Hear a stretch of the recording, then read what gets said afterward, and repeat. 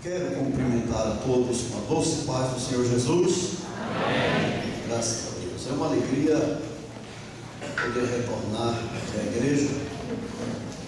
Eu já estive aqui muitas vezes, desde o tempo do pastor Gessé Teófilo. Já tem uns dias. Eu não tenho medo de citar coisas longas, porque de fato eu já vivi um tempo bom, considerável, graças a Deus. No dia 13 de maio agora passado, completei 60 anos. Graças a Deus. Louvado seja Deus. E é uma alegria rever companheiro, pessoa tão querida da gente, sua esposa, e estar aqui com os irmãos é uma alegria. Estive várias vezes aqui no templo do pastor Adair Carlos, e volto nesta noite com alegria, com o coração fervendo de alegria pela palavra de Deus, pelos estudos que estou fazendo agora. Eu sou assim, não sei, mas eu gosto muito de estudar a Bíblia, e cada vez que eu me envolvo com um assunto, mesmo que já seja um assunto que venha estudando a vida toda, eu me empolgo muito, eu fico muito agradecido. E terminei uma série de estudos com a igreja agora sobre o inferno, vários dias. E agora vamos estudar sobre o céu. Vamos sair do inferno e do céu. E esse assunto tem me envolvido e me trazido tanta alegria, mesmo que eu sei que é um assunto preliminar na história da igreja, mas eu fico tão empolgado que eu fico pensando, eu queria pregar ou ensinar isso aqui para todo lado. Saí pedindo aos pastores, deixa eu ensinar lá um dia sobre o céu. Estou empolgado que eu fico com as coisas de Deus. Graças a Deus, que Deus tem tido misericórdia de mim, não tem deixado apagar a chama do primeiro amor. Glória a Deus. Queridos, eu sei que vocês são atenciosos com a palavra, mas não deixa ninguém e nada tirar a sua atenção. Eu vou falar, pregar um assunto também dos rudimentos da fé cristã. Mas eu sei que você vai se alegrar. Então você não deixe ninguém tirar a sua atenção. Você poderá glorificar Deus, saltar, ficar de pé na cadeira, rolar no chão, plantar bananeira. Conhece essa linguagem? 2 Coríntios capítulo 5, versículo 17.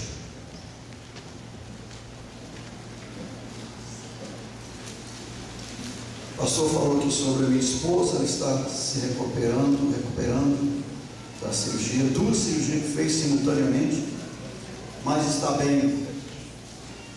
Ela é uma pessoa que Deus tem feito obras grandiosas na vida dela, porque ela já foi desenganada 3 vezes em épocas diferentes, e Jesus restaurou a vida e a saúde dela. Se vocês quiserem convidá-la um dia para dar um testemunho, ela tem um testemunho muito impactante, muito importante, muito edificante para a vida de todos os que ouvirem. E ela está entre os grandes leitores da Bíblia do mundo, graças a Deus. 2 Coríntios 5,17. Assim que, se alguém está em Cristo, nova criatura é. As coisas velhas já passaram, eis que tudo se fez novo. Repitam a leitura, por favor.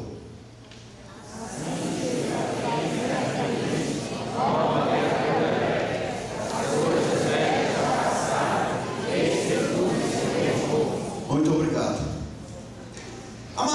Irmãos, vou falar sobre a salvação. A salvação é um assunto dos primordiais e dos primeiros, sobre o qual falamos com qualquer pessoa. É dos rudimentos das doutrinas cristãs. Mas devido à mudança dos tempos e o surgimento de igrejas que falam sobre tudo, menos sobre o essencial,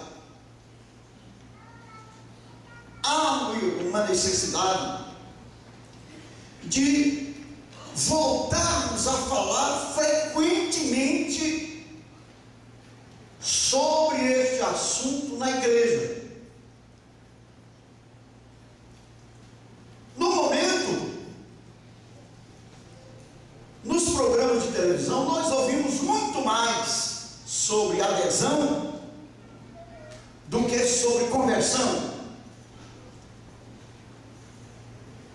Daí a necessidade de falarmos sobre estes pilares da vida cristã, que são insubstituíveis.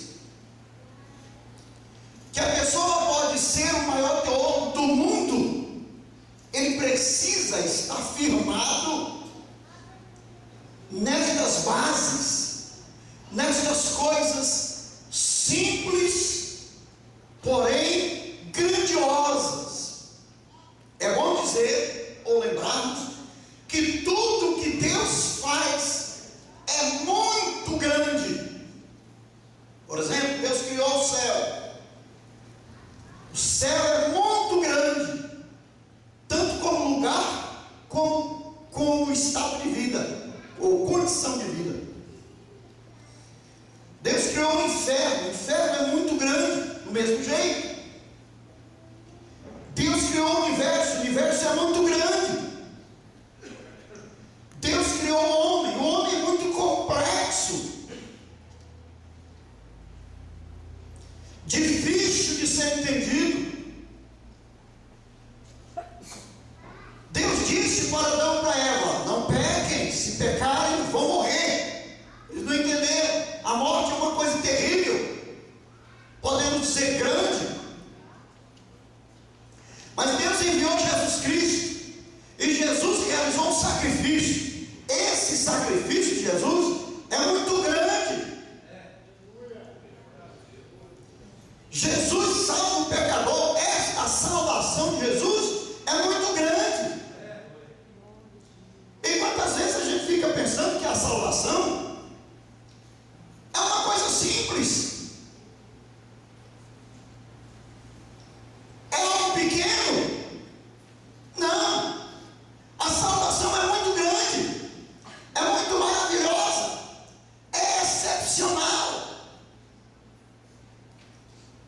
E nós precisamos sempre refletir sobre ela, para agradecermos a Deus a todo momento por ela. A salvação é motivo de gratidão dos salvos, eternidade em fora. Nunca vai cessar a gratidão do salvo pela salvação. Nós vamos chegar no céu agradecendo, e vamos viver no céu agradecendo o tempo todo. Glória a Deus. E deixe-me então entrar aqui no primeiro ponto dessa reflexão, falando antes sobre o pecado, para depois mostrar aos irmãos que já sabem o que eu vou falar, a grandeza da salvação que Deus nos deu. O ser humano foi feito perfeito, reto, em comunhão com Deus, para viver para sempre, sem o problema do tempo. O tempo é uma coisa séria, grande. Olha as consequências dele aqui no cabelo. Influência do tempo.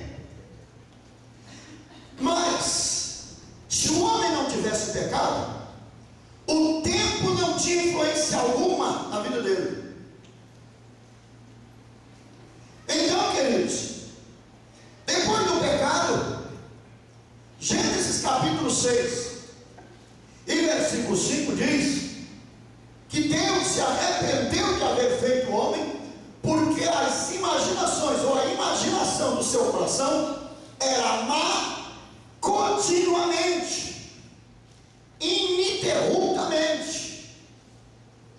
Em Gênesis capítulo 8, versículo 21, Deus disse: eu não vou destruir mais a terra como fiz, os homens, melhor dizendo, como fiz, porque a imaginação do seu coração é má continuamente. No Salmo 51, versículo 5, o salmista, e é Davi que diz, ele diz: eis que em iniquidade fui formado, e em pecado me concebeu minha mãe. Ele está ali trazendo para nós, na unção do Espírito Santo, um princípio. O homem é pecador congênito, já nasce pecador. No Salmo 58, versículo 3, esse versículo eu faço questão de ler com os irmãos. 58 e versículo 3 diz: alienam-se os ímpios desde a madre, andam errado desde que nasceram, proferindo mentiras. Então a situação do ser humano, depois que caiu em pecado, o pecado é um grande pecado. Depois que caiu em pecado, ele alienou-se de Deus, ele separou-se de Deus. Isaías 59, 2 diz que são as iniquidades, o pecado é que nos separa de Deus. O pecado faz divisão. O pecado é o mal. Aliás, ele é o mal. O pecado é uma estupidez, é uma ignorância. Porém, nós somos pecadores, já nascemos pecadores, e assim sendo, nascemos separados de Deus. Cremos que as crianças são salvas se morrem no estado de inocência, por não ser possível culpá-las pelo seu pecado, por não poder responder por eles ainda, porém são pecadores. E depois nós encontramos em Romanos capítulo 3, a partir do versículo 10, umas palavras muito fortes. Ali Paulo diz que não há um justo sequer, não há ninguém que entenda, não há ninguém que busque a Deus, não há ninguém que faça o bem, nenhum sequer, diz o texto. E ele continua dizendo: todos extraviaram e juntamente se fizeram inúteis.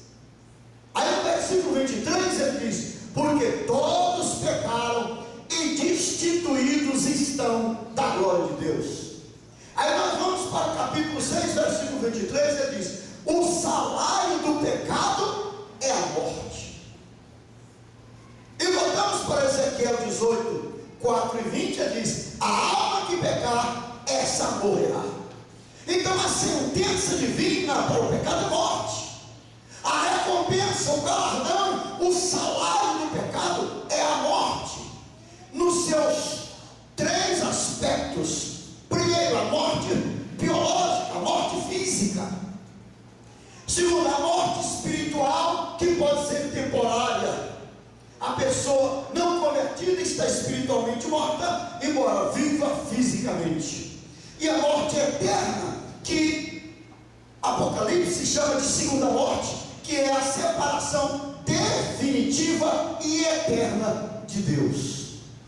Então, o merecimento da raça humana é esse de todos nós, do ateu, do religioso, do crente. Os méritos nossos diante de Deus é a morte. O que nós merecemos é morrer e ir para o inferno. Agora, Deus, na sua bondade, aqui, bondade enviou Jesus. Jesus morreu numa cruz. Tem gente que despreza aquele sacrifício de Jesus Cristo, considera aquilo como uma falta de inteligência dele, porque morrer para os outros, porque morrer na sua vida, porque não está nem aí por você, porque não pediu para você fazer isso, de fato ninguém pediu, porque ele fez voluntariamente, ele fez por amor, e ele fez apostando na humanidade. É como se tivesse tido lá um bate-papo, uma contenda entre Jesus e o diabo dizendo: não, eles vão me seguir, porque eles são pecadores de nascimento, eles pecam com o estado do coração, e pecam porque gostam de pecar. Eu vou oferecer o pecado e eles vão me seguir. E Jesus dissesse do outro lado: não, eu vou dar a minha vida por eles, eu vou morrer a morte deles, eu vou receber em meu corpo a condenação que pertence a eles, eu vou para o lugar deles, e quando eu ressuscitar, eles vão crer em mim, porque ele disse: quando for levantado na terra, todos atrairei a mim. Quando eu ressuscitar, eles vão crer em mim, eles vão me aceitar, eles vão me seguir, e ficar se lá temando o diabo e Jesus Cristo. Então Jesus apostou em mim e apostou em você lá há 2000 anos atrás. Aleluia. Glória a Deus, glória a Jesus. Queridos, e vamos para o segundo ponto aqui da nossa reflexão. Jesus propiciou a salvação para a humanidade.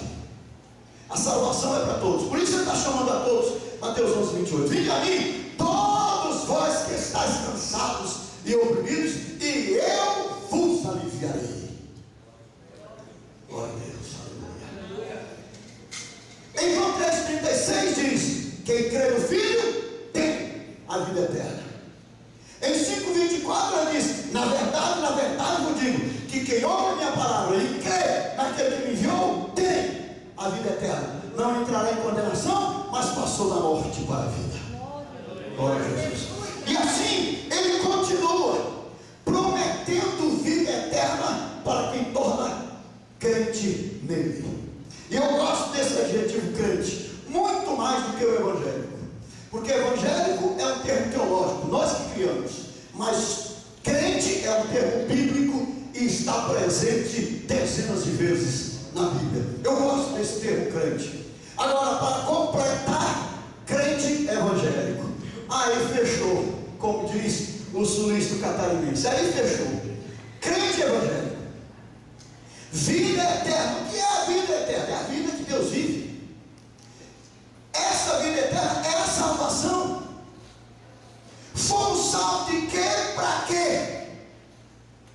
Irmãos, isso é maravilhoso.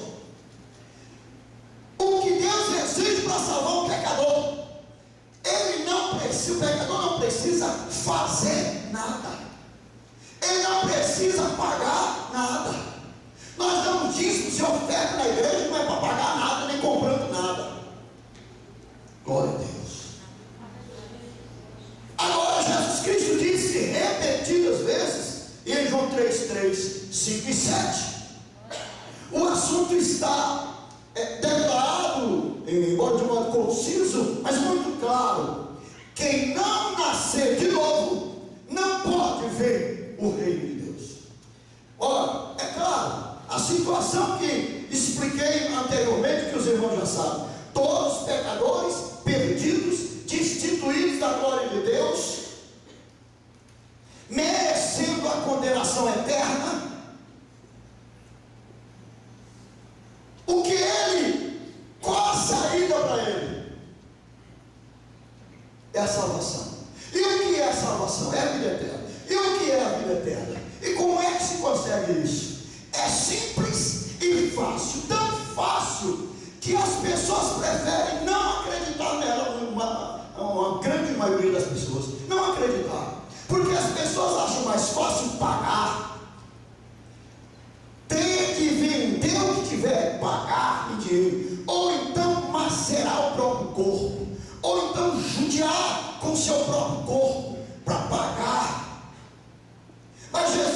pagou por nós.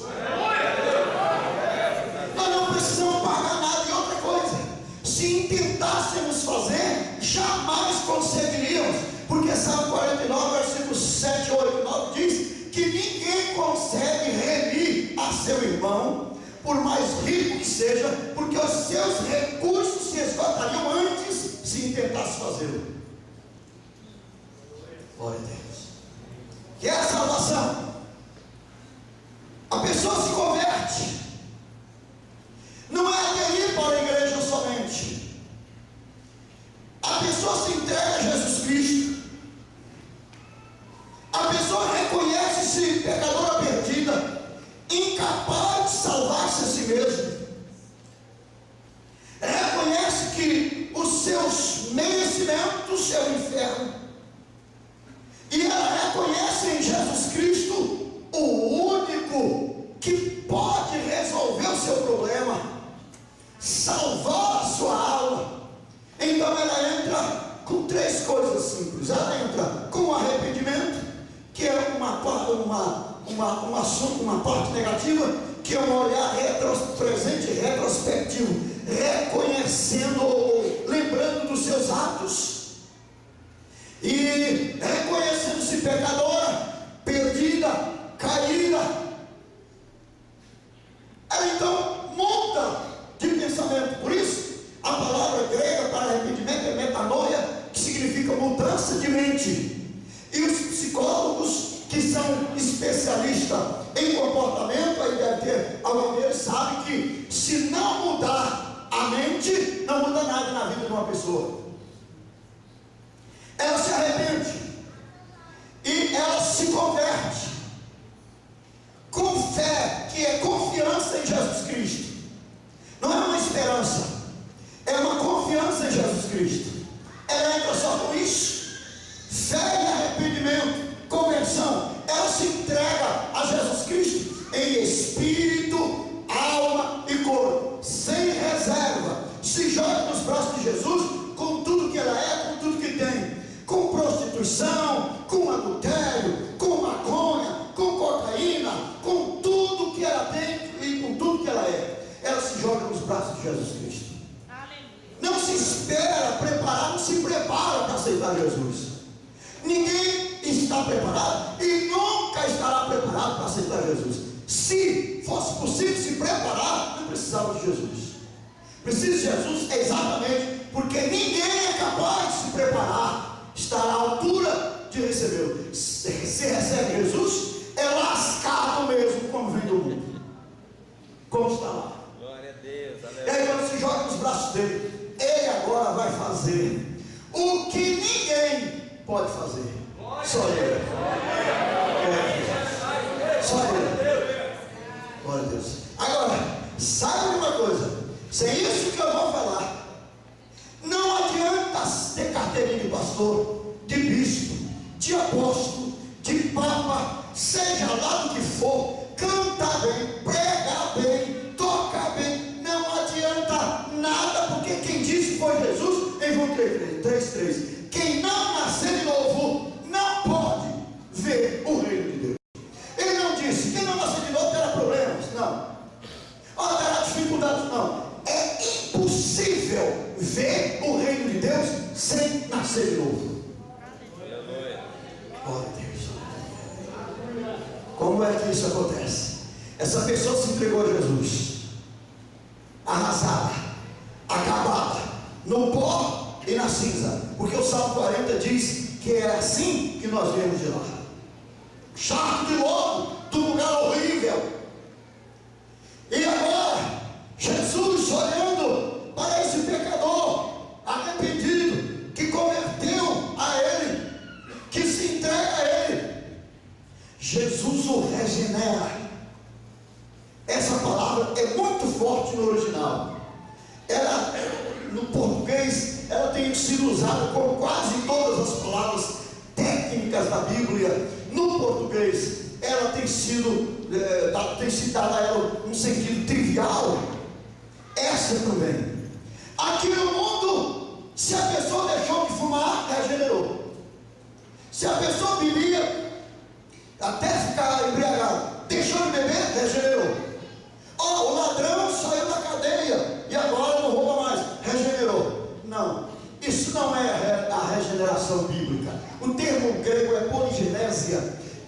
significa nascer outra vez, ser gerado de novo.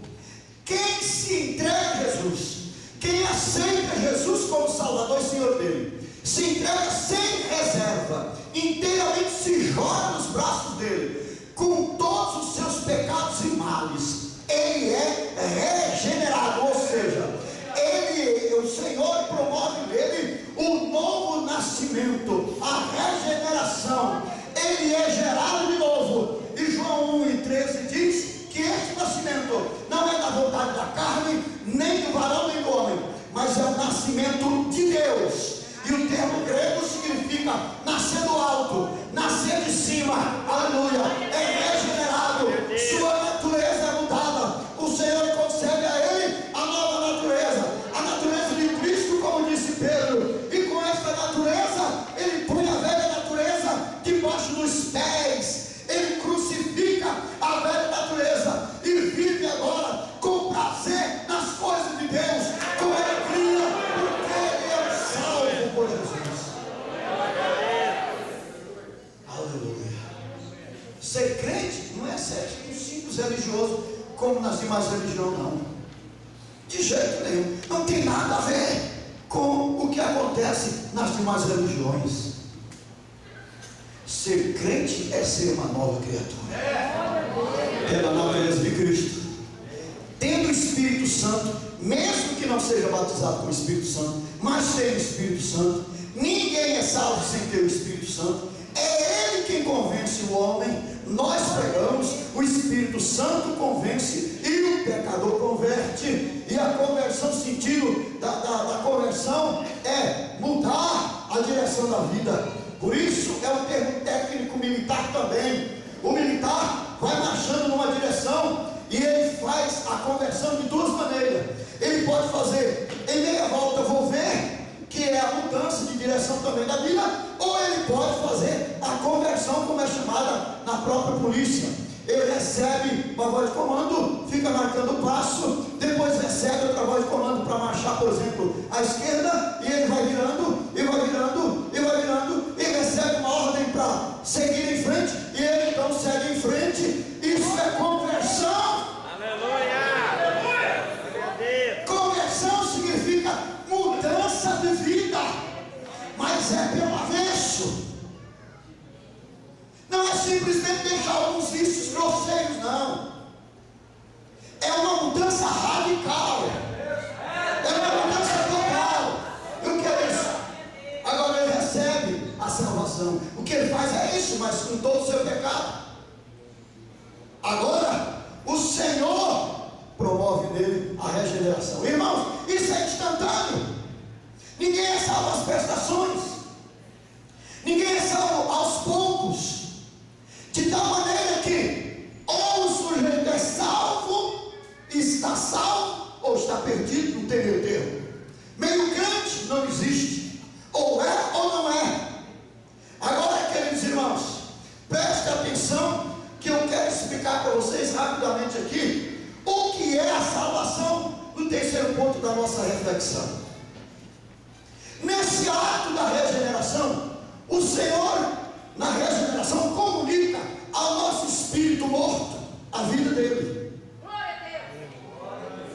Porque o pecador, no pecado está morto. Efésios 1, 2, 1 e 5. O homem no pecado, o ser humano no pecado, está morto. Ele está fisicamente vivo e espiritualmente morto. Ele está vivo para si e morto para Deus, separado de Deus. Efésios 4,18 diz que ele está separado da vida de Deus. A vida que nós precisamos é a eterna. A biológica nós já temos. Em grego tem 3 palavras para a vida: bios, biologia, biodiversidade, biodiesel, a psique, que é alma, vida, pode ser usado como coração, como emoção e tal, em sentido metafórico. E zoe, essa é a vida que nós precisamos. A biológica nós já temos. Juntaram-se as duas sementinhas do nosso pai e nossa mãe e formou a vida biológica. Agora, não tínhamos Zoe.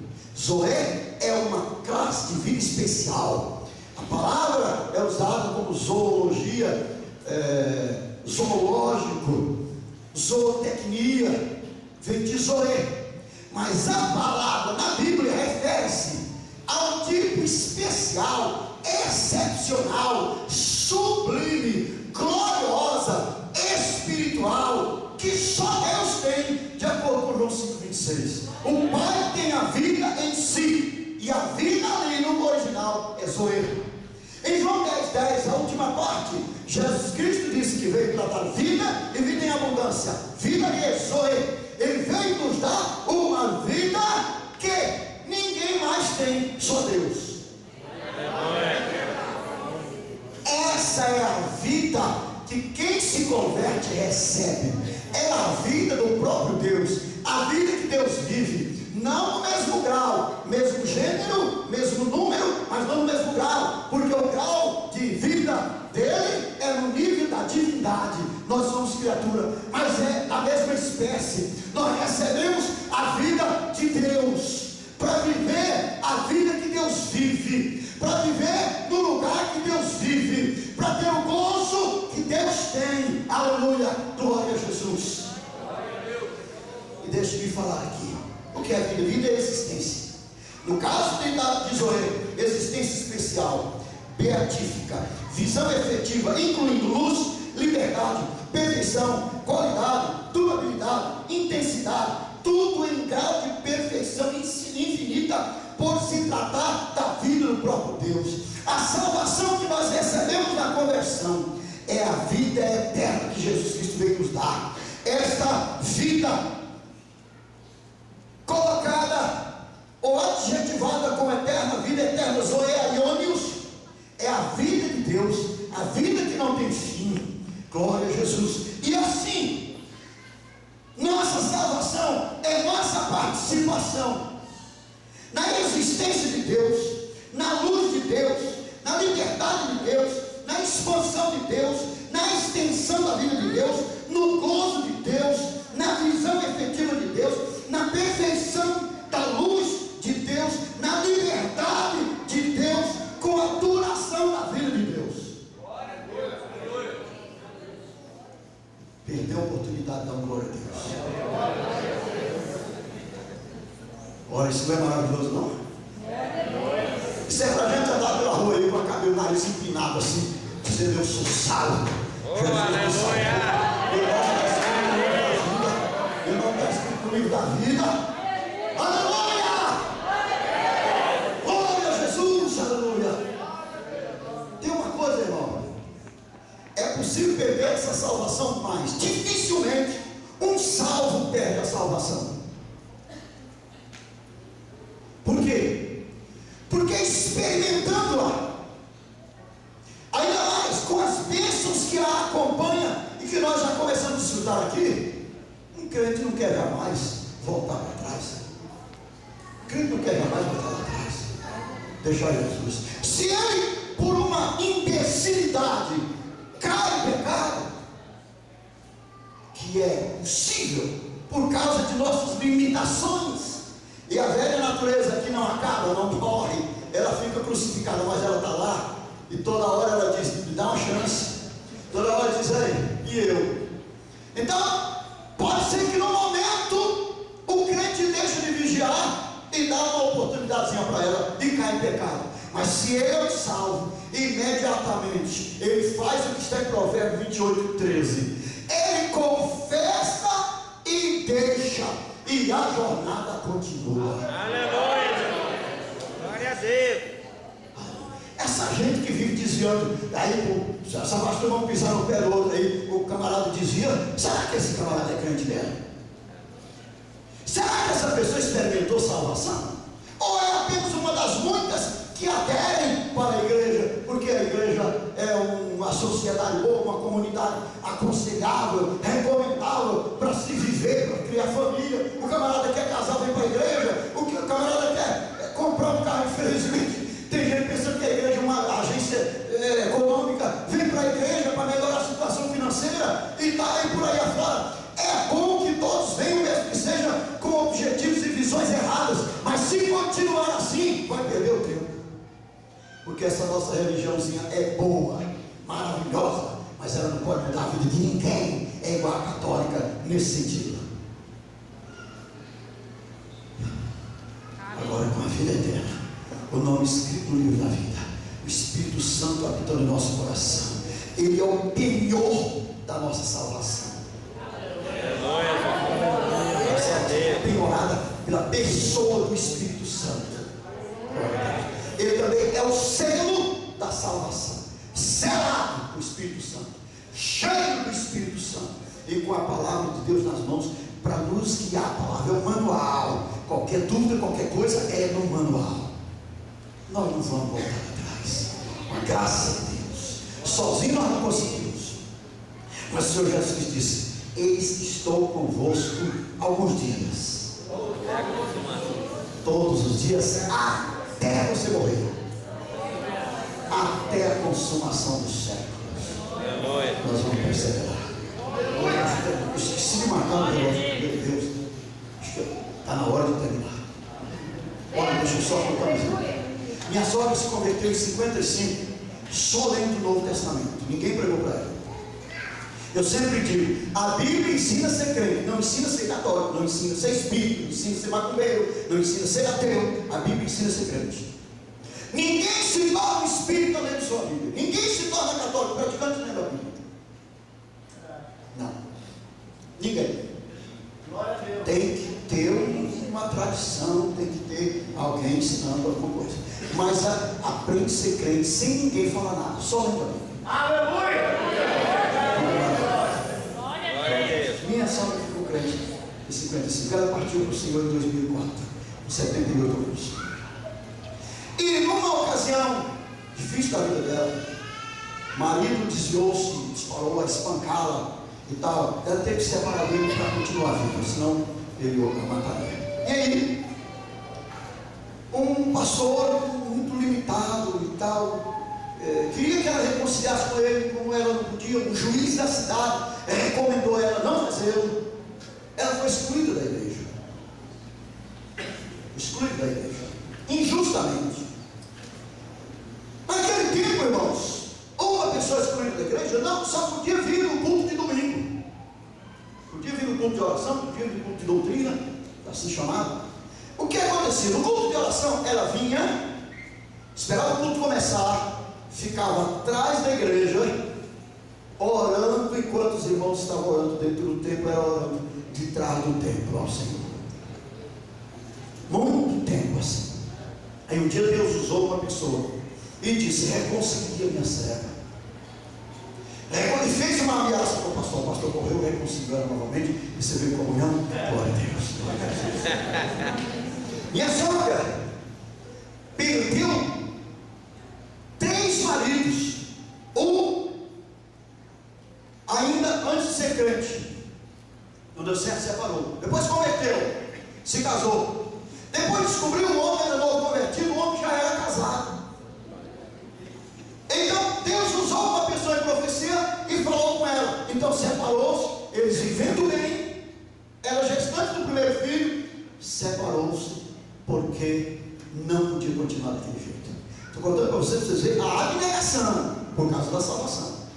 Aí depois ela casou com esse outro, anulou o casamento, e ela casou com esse outro. Depois que esse outro estava quase matando ela de tanto surrá-la, ela teve que separar dele, não teve jeito, e viveu isso. Ela tinha 36 anos quando aconteceu a terceira vez, e ela viveu o resto da vida sozinha, criando os filhos, que tinha 4 filhos. Nunca se revoltou contra a igreja, mesmo com essas coisas que aconteceram com ela. Nunca deixou de ser uma crente igrejeira. E ela sempre era minha ouvinte número 1. Ela estava ouvindo e dizendo: meu filho, você hoje estava cheio do poder de Deus. Meu filho, é tão bom quando você prega a palavra de Deus, porque você explica que a gente entende, como eu gosto. Minha sogra era assim. Glória a Deus. Sim, irmãos? Aleluia. Deus a levou para o céu. Ela partiu. Eu tenho lá o último recibo de dízimo dela. Tinha uns dias antes dela falecer, entregou o dízimo. Eu não sei porque esse dízimo ficou guardado na minha carteira. dízimo da minha sogra, fiel ao Senhor até o fim. Morreu uma vez, nós oramos, Deus ressuscitou ela. Depois morreu outra vez. E ela pediu a mim: se eu morrer agora, assim, não morre, deixa eu ir embora, eu quero ir embora. Aleluia. Aí ela foi embora. Estava bem, foi escovar os dentes. Está escovando os dentes numa velocidade, foi diminuindo a velocidade, diminuindo a velocidade. Nós pegamos o atinente. É uma morte, como o povo diz, uma morte bonita. Eu não sei se tem morte bonita, mas se tem, essa é uma delas. Queridos, a salvação é isso. Para mim e para você não custou nada. Agora tem uma coisa, não banalize, porque para ele custou tudo. Amém?